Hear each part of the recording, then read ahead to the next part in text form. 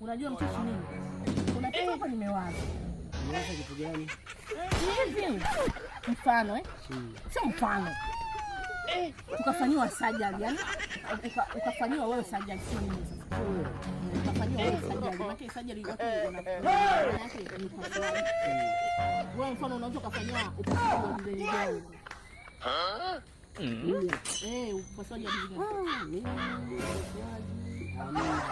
labda niongezee matendo.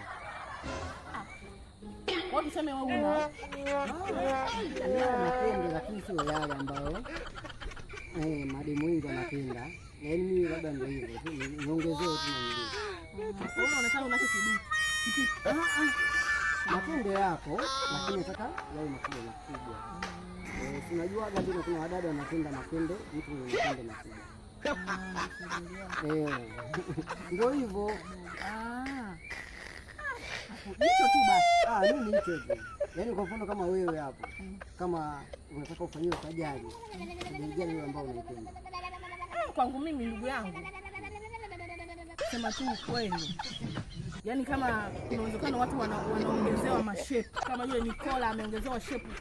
Unakuta tumbo lake limekuwa hivi. Shape analo hivi. Sasa nikifikiria, mimi siwezi kuongezewa sajali ya miguu. Mtu anaweka mguu huko, yani sajali ukalefuka tu mguu wangu yani kaonekana na hii hali. Jesus! Unataka wewe mrefu? Sajali ya wewe watu wananyesha. Kama unataka labda maumbile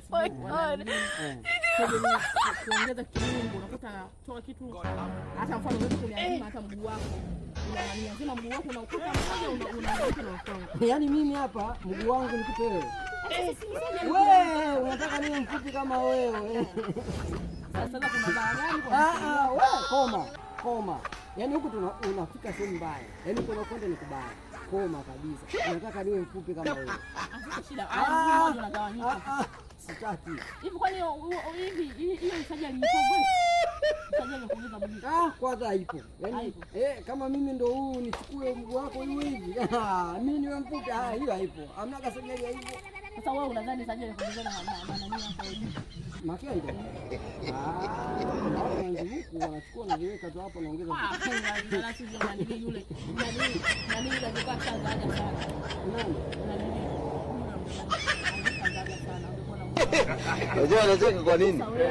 Hii ni maajabu. Koma. Kapipi nini? Wewe utatakaje kuongezewa? Wewe